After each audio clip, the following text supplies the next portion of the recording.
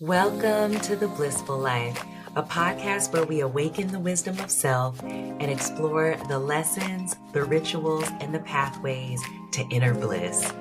I'm your host, Regina Lawless, former corporate executive turned author and spiritual teacher. And I'm on a mission, y'all, to help people connect to and express their divine self so they can make their unique impact on the world. If you've been feeling like there is more to life than the hustle and grind, then you found your tribe. It's time to breathe and relax into the blissful life.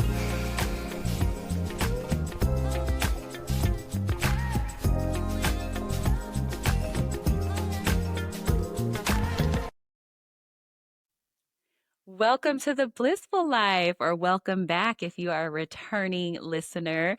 I'm your host, Regina Lawless, and I have another exciting guest for y'all this episode. I am joined by the amazing, incomparable Misty Megia, who I'm also thankful to call a friend. Misty is an award-winning corporate speaker, creative director, keynote producer, and educator. And she is on a mission to help every human she meets gain the confidence needed to take center stage. Misty brings more than 35 years of theater training, acting, and directing, on top of 3 decades speaking on behalf of small, medium, and Fortune 500 corporations, cities, and global organizations. Coming from leadership roles at a variety of companies, where she led multiple divisions to exceed their goals by 200+%. So she was a corporate baddie, y'all. Misty understands what is needed to drive internal buy-in, influence change, and win awards with her out-of-the-box strategies. Misty is now focused on helping executives and their teams communicate with clarity and become champions of the bigger mission. Misty, welcome to the Blissful Life. Thank you for having me. I feel like after that, I should be an old, smoker of some sort. Yeah. Yes, I've been here. All of this wisdom and experience at 25. I love you so much. I love it. Likewise. And you're one of those people that I feel like I loved from sight. just so the audience knows, we used to be neighbors. We lived in the same neighborhood in this cute little town called Brentwood in Northern California, not the Southern California. Very different. Right. Not the multi-million-dollar enclave, Brentwood. It's Southern California. We lived in the quaint little cow town in Contra Costa County. But we met walking our dogs. Yeah. And what was funny, I always think back about this because we would always see each other and be friendly and talk about the dogs, but it wasn't until it was actually you actually used to see my late husband, Al, probably more than me. Yeah. He was a dog walker. And then when he passed, then you and I started seeing each other, and we built a relationship from there. You're so magnetic. It's the aura that surrounds you just attracts humans. There was no doubt. As soon as I met you day one, I was like, I love her. I want to be friends with her.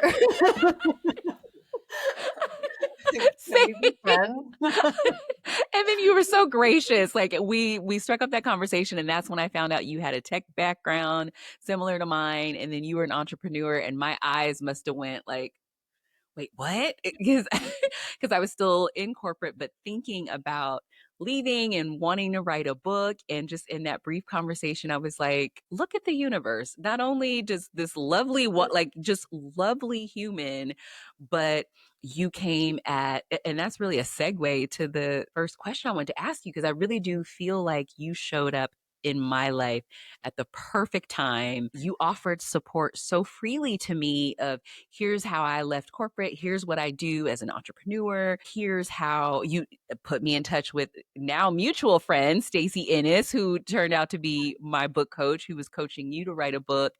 Yeah. So you have always been such a huge champion for me, but women broadly. So why is that important to you to just be a champion for women? To me, it's easy when you meet women like you to be a champion. You just see something in them. And I think we all need a reflection sometimes of what's possible because we're not seeing it at certain points in our life. So we need that human to go, I 100% can see it. How can I help? What can I do? Oh, yeah, you were for sure that for me. Yeah, well, thank you for saying that. And so many women have been that for me as well. There just needs to be more representation of success out there and more capacity to just go, hey, I believe that each one of us could be successful. And let's see more of us at the table so we can be represented, so we can shut down these biases that are already out there and truly just move forward. It's so shocking to me. You and I come from the corporate life and we didn't see a lot of ourselves at that table. No. In majority of rooms. And I think for that next generation, it's important for them to see a reflection of every single voice, every single piece of wisdom, and a variety of humans that just say, you can do this. I love that. What a world, what a corporate environment that would be. Wouldn't it be amazing? It would be amazing if everyone could bring their unique perspective, their unique voice to the table. I love that. You're just a different human. And I find myself gravitating more and more now to humans like you who see the world as we each have value, as opposed to, no, I can't share what I know, or I can't pass on this opportunity because, this limited thinking or zero sum game. So I just always appreciate that about you. Thank you. It's crazy to me that we don't see that a lot. I mean, truly, as I'm training some executives, I've had people that are leaders of sales departments and they refuse to share their secrets of how they got there because they're competing with their own team for the trip to Hawaii. And I am just baffled by that kind of thought process that exists. And if we can just cut that out and cut out ourselves from being muted in that space. You and I both have seen people in meetings, women especially, go, yes. And then just stop themselves. And you're like, no, say the thing. I have been that woman for sure, for sure. And I know we're going to talk a little bit later in this conversation about some advice, but I can't wait to get your perspective because I absolutely have been more often than not, especially early in my career, self-editing and just very much muting my own self because I'm in my head worrying about how it's going to come across. Yeah, I think you go through an ebb and a flow, right? When you're younger, sometimes you're not editing. Yeah.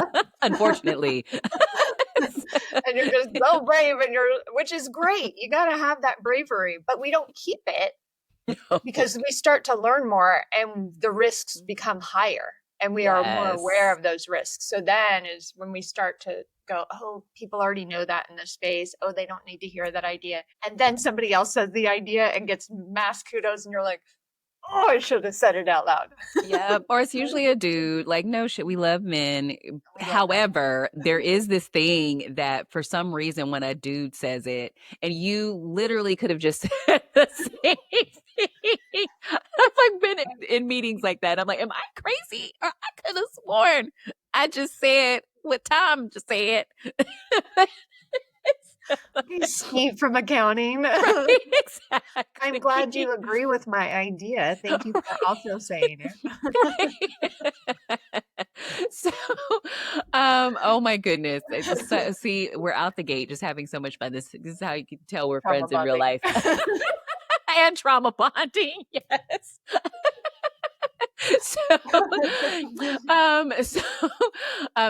One of the many things I think is so cool about you is that you have a background in theater. I do. And so I'm always curious because I just think that's so cool. Just anything creative I'm obsessed with and just think is so cool.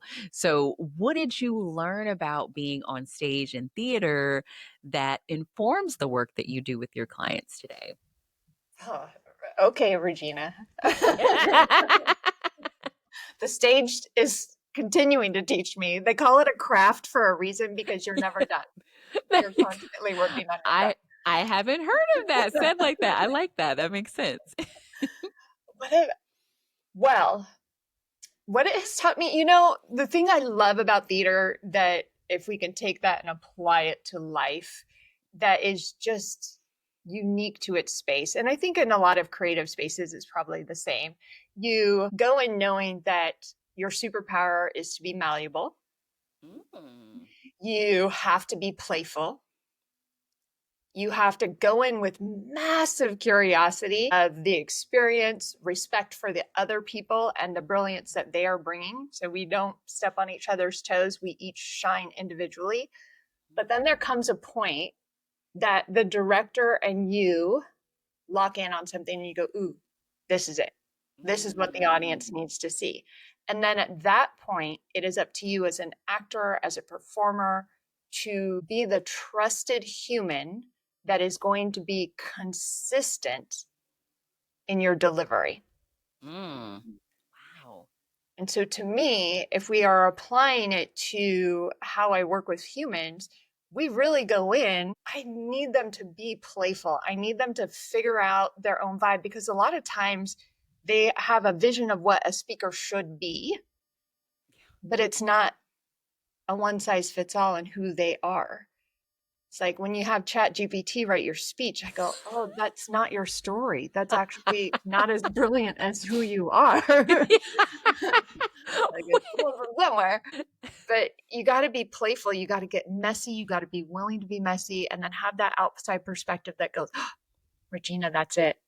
That's it. And then start helping you craft that piece, and then you practicing that. So you show up with every single piece of your consistency on that stage. A lot of people tell me, and it drives me so crazy, that I wrote a song called Winging It. Well, AI wrote a song called Winging It. If I hear one more person, I just like to wing it. I'm brilliant. I'm like, oh, okay. What? Yeah. We have to honor the stage. I feel like being a spokesperson for yourself, for your brand, is an honor to be given that stage. And so we should treat it with respect and be prepared and create an experience. And if we're able to do that and be super prepared, anything you throw at us, we can be malleable in that moment. But if you are not prepared, you are in your head going, oh, I should tell this story. And oh, I should think about this. And oh, what if I did this? And you are oblivious to the people in front of you. Oh my goodness. Wow, you just made me even think about speaking in a different way. And as you were talking, I was reflecting on just what brilliant advice you just gave for not only speaking clearly, it was for speaking, but also for life in general. This idea of being malleable plus consistent. Those two themes go together to me, and it reminded me as a speaker, that's something that I've kind of self-taught and through feedback and through practice, but I've developed my own kind of framework or best practice that I didn't realize that that's what I was doing, but I rehearse a lot before I speak, and I arrange my speech in a story, because at the end of the day, I love to tell stories. So I have my storyline, if you will. I have certain things that I want, certain points or certain phrases that I want to hit for that consistency to make sure that the message is getting delivered. But I'm also malleable to know that I might get some crowd participation, or certain things the audience may respond in a certain way, or depending on the vibe. So to stay malleable. So I love that you're thinking on that and how we can just apply that out, like life and too, like being consistent and respecting the stage. That was also something I took away from that, Misty. And so thank you for saying that, because it is a craft. Being on stage is a craft. And yeah, speaking similarly is a craft. So winging it is a little interesting to me. The best way to panic me is to tell me I'm going to wing it. I had somebody, we were in contract to help her with a keynote, and then she decided, you know what, I think I'm just going to wing it. And I was like, do you ever want to be hired again? Like, is this right. a long-term goal or a short-term goal? If it's a short-term goal, fine.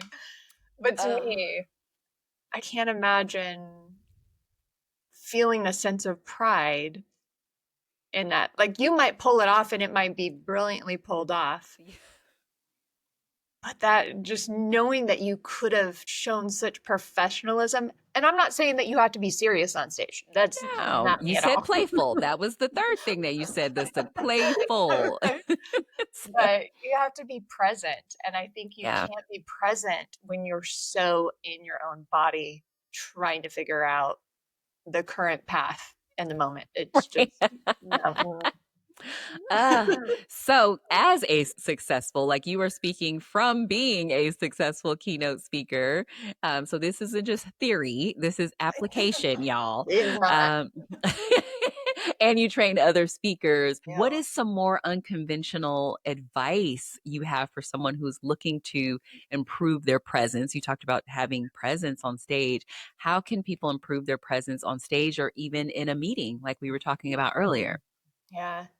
It's not a one size fits all. There are absolutely formulas to story structures and making sure you have tension and all sorts of things that you absolutely should learn as a speaker. But then you go in and you figure out what is your vibe. Like, when you're saying that you're a storyteller, you are a phenomenal storyteller. You are also a wonderful poet. I would love to help you craft a speech that is a poem. Oh, but it feels so light as a poem that people don't realize it until they kind of are locked in. It's just like, Okay, friend, I'm taking you up on that because I'm planning. I have a new keynote I'm working on, and it starts very poetic. So you just inspired me. To me, I think really looking at each one of your superpowers, and as you have somebody to help you dig through that, you'll uncover things that you, again, to our earlier point, that you're not seeing yet. But you know that lights you up. You know you'll be challenged to do it, and that's when you should. I try not to do a keynote the same. I try to do something every single time that pushes me out of my comfort zone and makes me in that nervous space, because if I'm not nervous on stage, I check out. Yeah. It becomes run of the mill or this rote presentation. Yeah. You're not in that hyper-focused mode. But if I were to say unconventional wisdom, let's see, karate chop is my conventional wisdom. I can't say more. I'm just picturing like Karate Kid. I'm going to make everybody go into meetings karate chopping the air. No.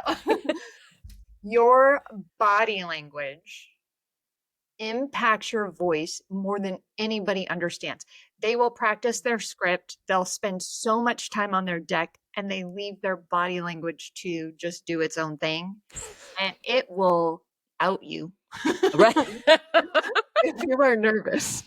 Oh, very true. Very true. Yeah. Continue. No, this is fantastic. Right? If you want to sound powerful in that moment, the thing you need to do is have a powerful hand gesture, because you cannot have a powerful hand gesture and talk really soft. So anybody that is listening or watching, I want you to try to karate chop the air and not have a sharp tone in your voice. So if you are talking to your team and say, hey, we got to solve this problem because our clients are feeling the frustration right now. If you try to do that with soft body language, your tone will change. This is game. You want to try it for a second? Yeah. Okay. Okay, yes. So it's funny because I do tend to do the right? And I don't want you to cry chop the whole time, but I want you to make that big, strong gesture. If you know that you want to sound strong on a line, use something that is a firm, succinct gesture before you drop it down. So sometimes I use my hands like this. And so maybe that's my version of the karate chop. Would that work if I'm saying something?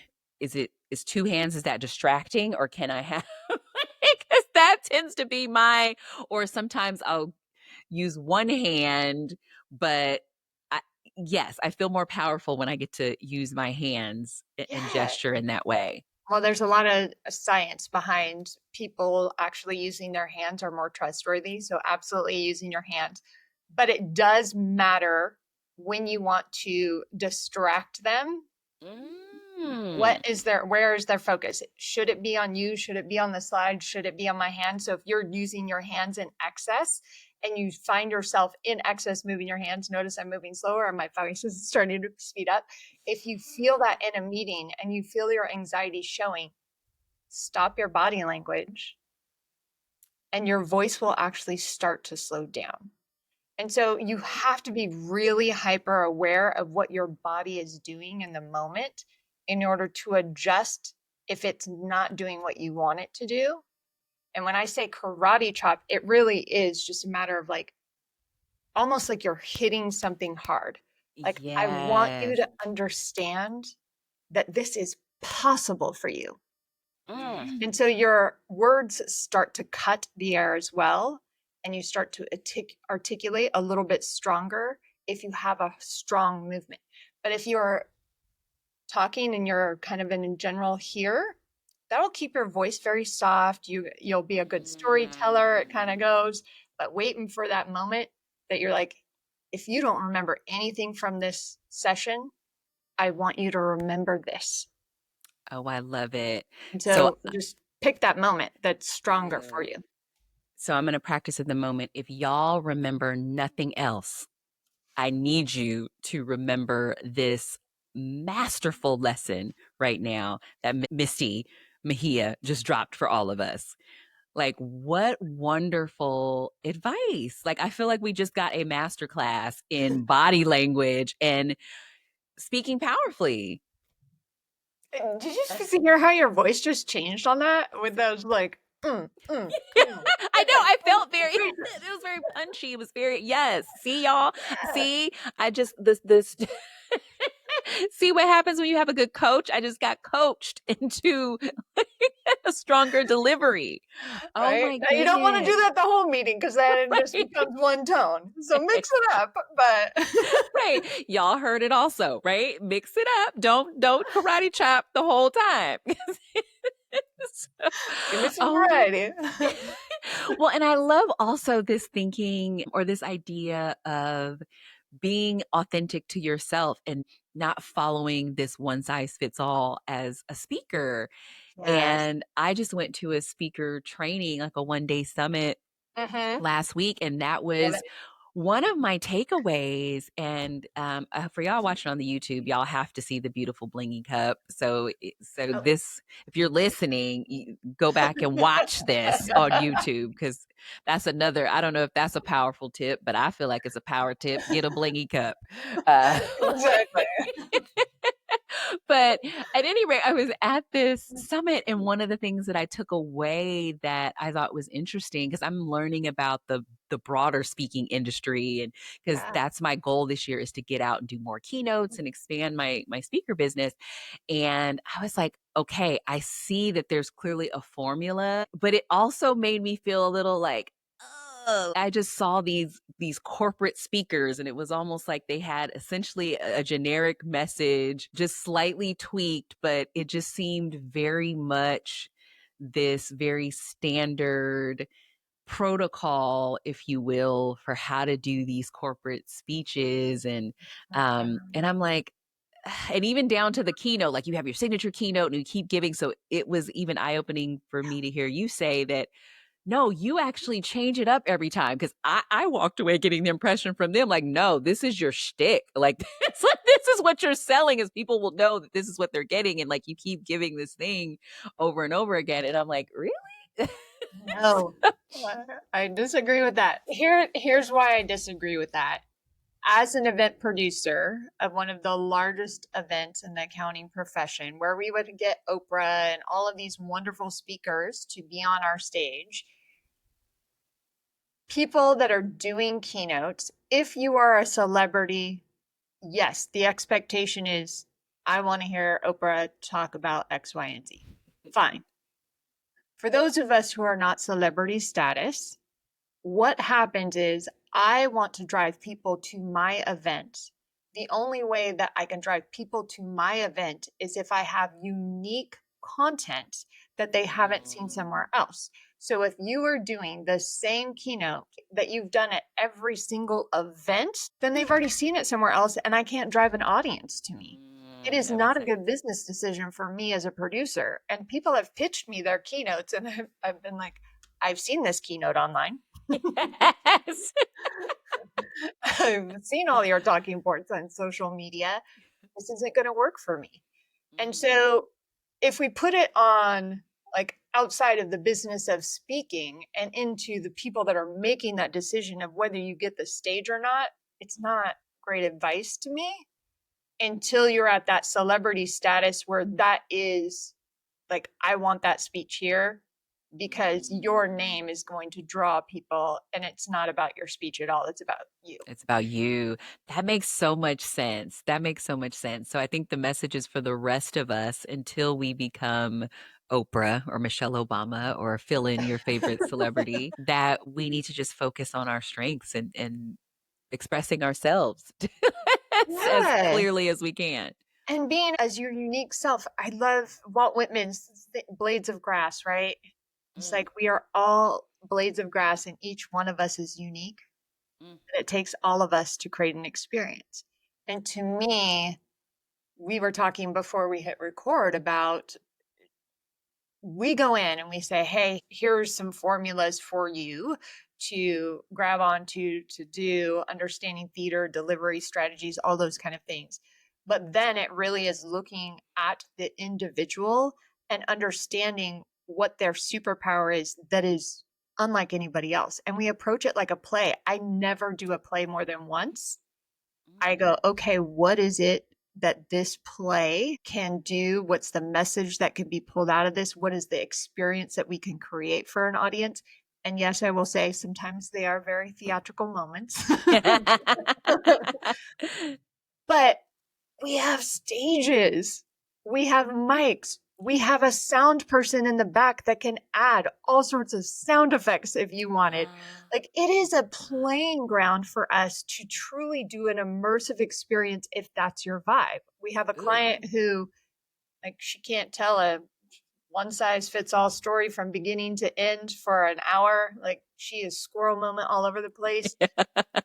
And I love her because she is a funny human. She's like a Phyllis Diller, super hilarious. Every single story she hooks you with. And so we told her, we need to pitch you as a stand-up comedian. Which, by the way, more of these conferences need some comedy. Like, it gets so stuffy. So I love that. Yeah, we've helped accountants who have like a panache for rap. Great, you're the rapping accountant. That's your thing. And all he does is go on keynote stages and he raps about the entire event. Oh, that's hilarious. And so, no, do not go a one size fits all of like approach. Figure out what you can do that is absolutely my vibe. This represents me. And when you think about Regina and bliss, like, how can we create that blissful moment for the audience that they just feel wrapped in who you are and understand the lessons that you are giving them so they can go out into the world and just go, I feel lit up right now. That is so the goal. Talk about storytelling, man. Yeah, I hope y'all are picking up on that. You just masterful. You just wrapped me in my own story, and because I'm like picturing myself on stage, like yes, like emanating all this bliss and like wrapping people in a blanket of bliss, and because that's very much what I want to do and convey, and that's very much my vibe. So I think it's so cool to see your approach as a speaker and a speaker coach to really encourage people to express their unique vibe, their blade of grass on the stage. Yeah, I love that. No rules. There are no rules. I mean, other than respecting the craft and, you know, putting your best foot forward, you know, move with truth, curiosity, and respect. And other than that, like, break the tradition. We are all bored of that thought leader that stands like this and points at the person in the audience and goes, hey, hi, how you doing? Like, enough. Like, let's play. Let's play. I feel like that's all I want to do in life now. It's Yeah. like as an aside, like let's play. Like to me, life should be playful. Like we take things entirely too serious. And yes, serious things happen and bad things are happening in the world, but I think we all can choose to still be playful and joyful. And Yeah. and I think that should show up in how we communicate and connect with each other. Absolutely. You're not squashing us. Yeah, right? Like, come on. Like, each of us controls our own vibe. I was listening to a podcast earlier today, and the person was saying that with everything going on, and to me, this speaks to disrupting the pattern of these very mechanical speeches, very sanitized. We Mhm. get to be the vibe keeper. And this podcast guest, he was a spiritual teacher, but he was talking about instead of us, especially if you're an empath, going into spaces and letting the negative vibe and all the toxic, whatever the environment overwhelm you, we can hold the vibe of love, of playfulness, of joy, whatever it is. And so I love that's what you're bringing to the work that you do. Thank you. Thank you. Yeah. I think it's Awesome. that piece, right? We go playful, but at one point you got to lock it in. Yeah. You gotta land the plane. Okay, you can play, but you gotta touch down. Exactly. Like, you gotta make a decision at some point. I love it. So speaking of that more structured and decisions and all Right. of That's the that. business side of me. No, that's a perfect segue because my next question I wanted to go there is the business side of you. Right. All right. Because I know you did have a successful career in corporate. You were in the tech industry before you started your own business. Yeah. And I'm always curious when I talk to entrepreneurs, what led you to make the leap? And is there anything you miss about working in corporate? The $92 million budget. Right? Because the things I could do with that. Facts. Yeah. Yeah. Oh, is the question, why did I leave? Oh, Yeah, or man. no, what led you to make the leap? Because more people than not who are still in corporate, and I know so many people that wake up like hating life because they have to go to these corporate jobs that they no longer want to be in. So it's always fascinating when I talk to other entrepreneurs, like what got you over because you could still be sitting with your $92 million budget and I could. but what was the impetus to finally say I'm leaving, I'm burning the boats, and there's no way to go back? Enter the montage of things blowing up behind me as my hair blows and I walk down the dock. Yes. Right. I've always treated every single position I've been in, I've always treated it like it was my own company. It was my job to make it successful, figure it out, look at my data, make good decisions, and grow it and take risks. And I was very lucky. Majority of my career, I was supported by so many leaders that were just like, I don't know if that's going to work, but try it. Sure. I guess. So that was great.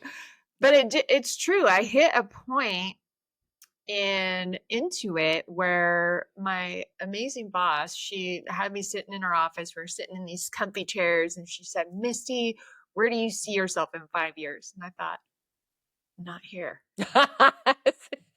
That was the first time I had thought that. I didn't say that out loud to her because I didn't have a backup plan yet. Paycheck. And so, what came out of my mouth is like, oh, well, we have all these silos of education. I would like to be the head of all of these silos, bring it in because we're doing college education, we're doing business education, we're doing accountant education, but they're all like across the entire organization. And there's no streamlined flow from college to actually being a professional. And so she's like, great. And so we mapped out what that would look like and all these things. And then I left going, I don't want to do any of that. Inner voice? What was that inner voice? And I went on a search. I went on a truly a few months of just soul searching of what was showing up for me and why. And I had found, Regina, that I was saying yes to almost everything and every role that was being put in front of me. Yeah. Because I thought that it was being put in front of me because it was an opportunity I needed to take advantage of. That resonates. Yep. And I did not realize it was an opportunity for me to learn how to say no, because I never pictured myself climbing a corporate ladder. Wow. And it wasn't until I got quiet and I realized, oh, this isn't the path that I wanted. And then I had to go, oh, okay, what's the path that I wanted? Yeah, which is the scarier question. Yeah, it is. I don't think taking the leap for entrepreneurs for everybody. I really don't. For sure. I agree with that. It's a struggle. And I'll be honest, there are a lot of days. I mean, yesterday was one of them. I was just like, ah. Right. But if you are finding that you are, what is the word that's out right now? Like, I am unhireable. By choice. Like, I don't even want to be hired. Because I have so many ideas and I like look at executives and go, I could be doing that better. Then maybe it is time for you to take that leap and figure it out. Know that everything is a step-by-step process. And you can figure it out if you are tenacious, if you are curious, if you truly surround yourself with amazing humans that can hear you and go, hey, I've been here a few steps ahead of you. Here's the hurdle I can clear out of your way. But it is scary. It is scary to leave the golden handcuffs and go, man. I'm going to trust the universe that I'm going to be okay. My husband, kudos to him. He took my class. Yes. Take all my classes, and now I get keynote speeches almost every morning. They're very motivational. I love it. But he was telling me, he's like, you have helped all of these companies be successful. Some of them sell for multiple millions of dollars, hundreds of millions of dollars. What makes you think you can't do this for yourself? Wow. Go hubby. He's so right. sweet, by the way. he's good people. But it's that self-talk. It's not a, oh, I talked to myself once, I gave myself a pep talk and right. I'm great. Right. It's like, okay. Yeah, you gotta keep. Yeah, it is a constant battle to keep yourself on the straight and narrow is a weird way to say it, but keep yourself aligned with the direction that you really want to go. And you said something so profound to me. A couple of things I wanted to pull on from that response. The first thing is around kind of being on almost like a conveyor belt. That's the image that I got, or an escalator where once you get on the corporate ride, it almost is like a natural escalator. Like if you're any good at your job, like you're kind of riding up the corporate escalator and then you'll just be offered the next, logical step without even realizing that that's not truly what you want. And it reminded me when I was debating leaving corporate, because I knew I was over it. Yeah. I was over it before my husband died. But then after he died and having to really grapple with more existential questions around what do I want to do with my life, period. Yeah. Not just my work life. It just became more and more clear. But I almost got caught on the escalator. I was starting to do what you said. And I hope people hear this part, that you started to sit with yourself and let your inner knowing, let your inner voice come up. And so I had started to do that, do some soul searching, and everything was telling me that it's time to go. I can do more good outside of corporate. But then as that was coming up, I had the headhunters coming. And I think before I left, I ended up being considered for 2 different VP roles over the last kind of year as I was trying to figure out what I wanted to do. And I had to, in both instances, I had to talk to myself and say, is this really what you want? Yeah. I Like, remember yeah. us walking and talking about both of those roles. Yes. So you got a great memory. Yes. Yeah. And you helped me. You helped. So having someone to bounce this stuff off, and you actually gave me more confidence, because I was caught in this. This is the next step on the escalator, is this VP job.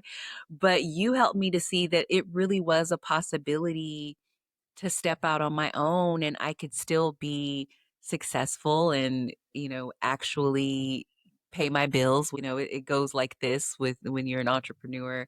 But you gave me so much confidence and just moral support. Like you were cheering me on. So yeah. It's just, Like I say, it's so easy to do for you. I mean, the amount of wisdom you have, and not just wisdom from your career, but deep wisdom that is just innate in you, is aw, palpable. And so to friend. me, truly, it was just a reflection of what I see in you. It's just like, yeah. You can do it. Don't Yeah, go for this. Go for this. And your creativity, it's like your creativity is so abundant. You are so gifted in naming things and branding. I love that you are able to lean into this entrepreneur journey and bring all of the pieces of your brilliance to the table, versus when we go into that corporate life, we are negotiating constantly Ugh. with who we are and who the firm is, and fitting into the Ooh. brand, and just like force fitting ourselves sometimes Ugh. when it's not the right fit. And so the fact that you were able to make that leap, and then watching you fully uncover and almost wash away some of those boundaries that weren't Yeah. serving you, has been so beautiful to see as a friend and just somebody that loves you. So Oh, good. thank you. And I hope that gives people listening just a window into this stuff. Is hard. It is hard to leave everything, and we are super conditioned. And it's funny when you talk about my creativity. I can't now imagine not being creative every day. But for almost 20 years, I was fighting that impulse. I was like, I would have these Yeah. creative ideas and want to do things certain way, but it's like, no, that's not what my boss wants. That's not the vibe of this place. Like it's all clinical and sterile up in here. like even wearing color was weird. like, so, so it's just so cool. And I want that for everyone now to, like you said, whether it's entrepreneurship, which has its own challenges, but even if it's within your corporate space, maybe you're just at the wrong corporation, or maybe you're in the wrong department in that corporation, The wrong role for or the you. wrong role. Yeah. Absolutely. Absolutely. And I think if you're feeling that pull, like getting into that discovery mode of, hey, what is it? You have to step back though. You can't just like look at the roles that are available. You have to do that Yes. step back and go, what is it that I want? And then, Hmm. is that here? Is it somewhere else? Or do I need to go build it? Yes. And you'll Ooh. have your answer, but first you got to do that inner work of, what is it that I want? Okay, if this isn't it, the best advice I'd ever got from a friend, Allison Ball, she's an amazing human. She said, never run away from something, run to something. Oh, that's so true. I have lived that so many times, and it bit me in the behind. I have ran from from a number of jobs, bosses, or like Yeah. roles, only to meet that same thing, just in a slightly different packaging. Yeah. at the next place. So I'm a firm believer that is wise advice. Don't run from, run to. Yeah, something that just lights you up. Because, right? Otherwise, we repeat our patterns. Yes. And you're like, damn We it, haven't seen them yet. is this Steve from accounting again? But he's just in a different tie. so, so, goodness sakes, I swear, so many life, you gotta love it. Like, so many things you learn I when love you. a good callback, Regina. That was epic. I'm a sucker for him every time. The thank you, sensei. Like, I'm just learning from the master. So, speaking of, since we're talking about just general, like people bringing forth their brilliance, you are such a brilliant, multi-talented, multi-passionate entrepreneur. And I wanted to talk about this piece because it's still, I'm such in awe of you. And I'm still like, wait, she did what? Like, you recently served as creative director on a motion picture. And so I know there's things you can't say, but I was hoping that you could tell us a little bit about how that came about and anything you are able to share about the project or willing to share. Can I share with you that this week we just got the producer's cut? So I was associate producer, and we just got the producer's cut this week, so I got to watch it. They're like, do not share with anybody. You know how hard that is? Oh my gosh. And so, yeah, it came about because my executive director, Krista Marina Pardian, she was cast as the lead in a feature film. And being the actor, director, human that I am, she immediately was like, can you help me with the lines? And can you help me with this? I'm like, absolutely. And then eventually that came to me meeting the director, who I just hit it off with amazingly. And she was, would you want to be a producer on this? Yes. She is a phenomenal documentarian, but she hadn't done a feature film with actors. And so she's so brilliant in the fact that she just surrounded herself with all of these humans that are fantastic. Our director of photography, beautiful eyes, super metaphorical, just top notch. The lighting people were great. Like every single person on set, she crafted to be there to support her in a journey that she was new at. Wow. Which I think is so life lesson to me. Like we are waiting for us to have every piece of knowledge before we move forward versus surrounding yourself with the right humans that already have the knowledge and help you move forward. Yes. And seeing that in real time. We were in Armenia for a month filming and watching it every day in real time of her learning her process and her voice as a director and uncovering that through everything she was absorbing at all different levels, and just her being open to it is very rare in general. Like you feel leaders just go in and they go, oh, I have to know all the answers. I have to drive this. I have to do this.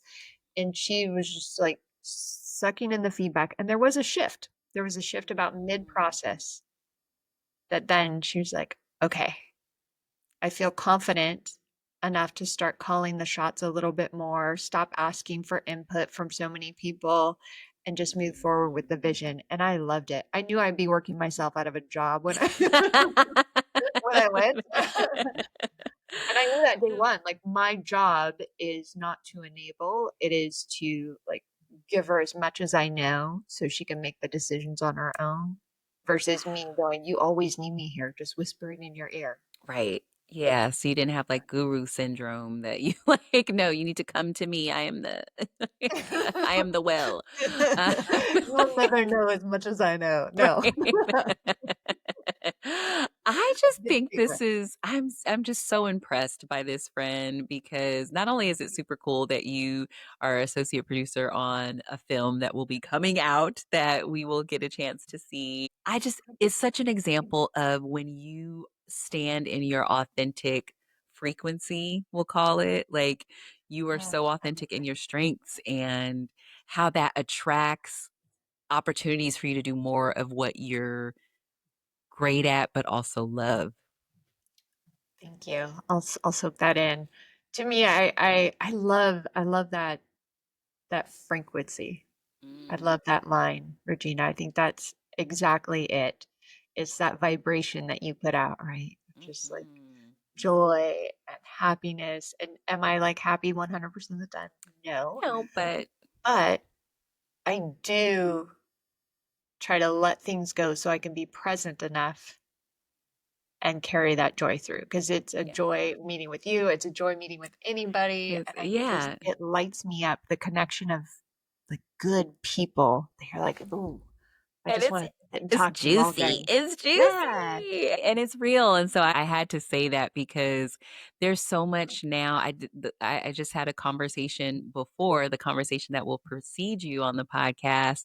And we were talking about how things are so curated. We were talking about celebrity culture and all the stuff. Influencer culture. Everything is so curated and you never know what you're really getting.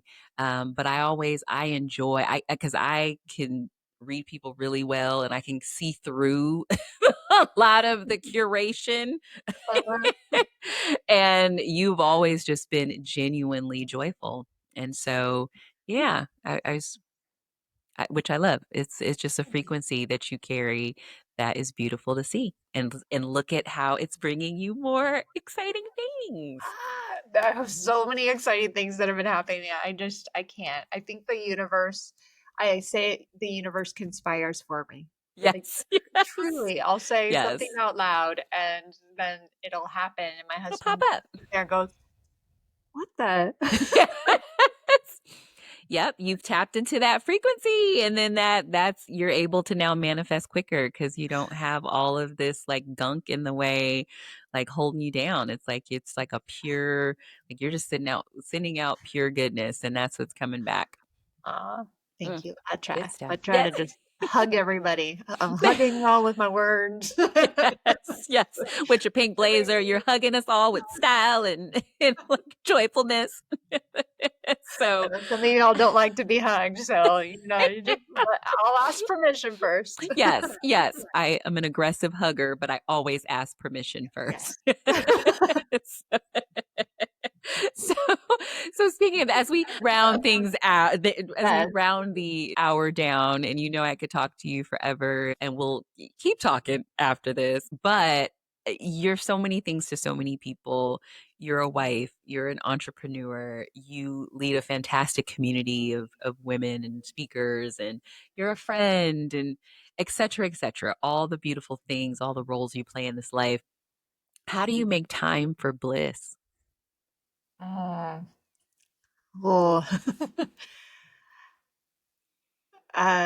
Making time for it. I think it's just an intentional choice. My little puppies that you know. Yes, so cute. Kona, and I'm blanking on yes. So cute. Rockets, buddies. Yes. Every morning they jump on me to wake me up. And I could feel their little bodies shaking and wiggling with excitement before I even open my eyes. And I tell you, I open my eyes every day and I go, oh, I'm excited to be awake too. I love that. Just that pure joy and that excitement of my mom would just say, hey, we woke up on the right side of the dirt again. There you go.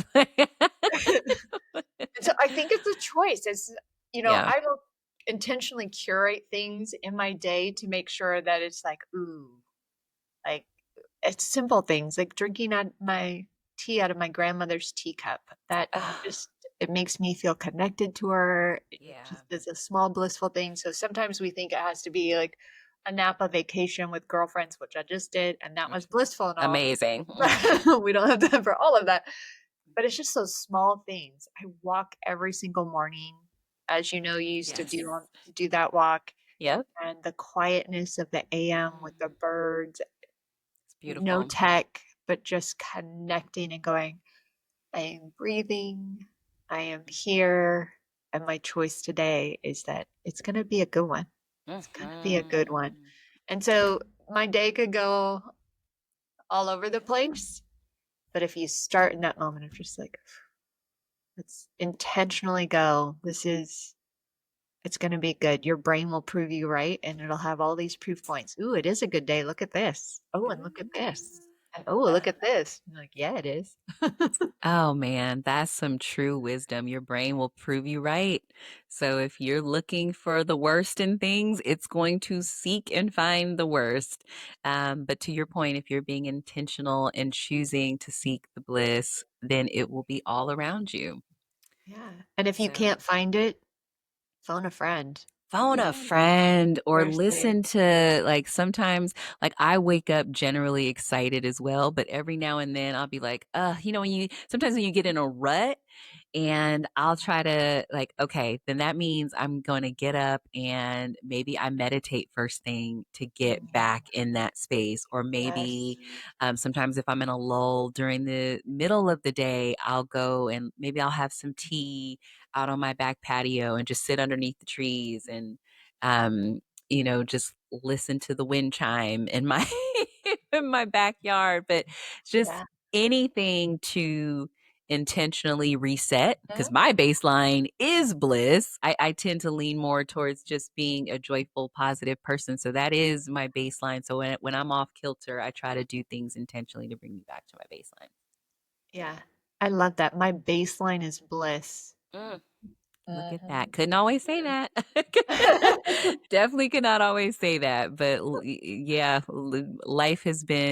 I've been on a journey the last few years, and I'm so thankful to be on the other side and feeling like my baseline is bliss.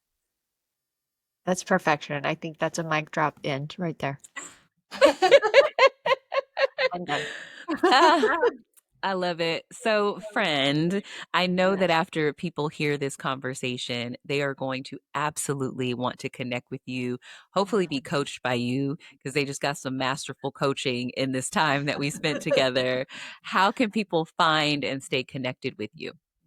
LinkedIn is probably the easiest way. Search for me there, Misty Megia. But if you search for Megia, that'll also show up. Yeah, DM me, let me know how I can help. I'm such a huge supporter of humans. So whatever you need, I'm at a fault to giving probably. It's probably the inside. But please reach out. There's no human that is in search of unmuting themselves and telling their story that doesn't deserve a stage. Like, everybody, if you're feeling pulled to do it, there is a reason, and it's because somebody else out there needs to hear it. So you just got to get through that moment. Go for it. And what a beautiful way to end. Do not stay unmuted. Find Misty to help you find your voice. I love it. Thank you, everyone. Take care. Thank you, friend. Love you. Love you too. Bye, y'all.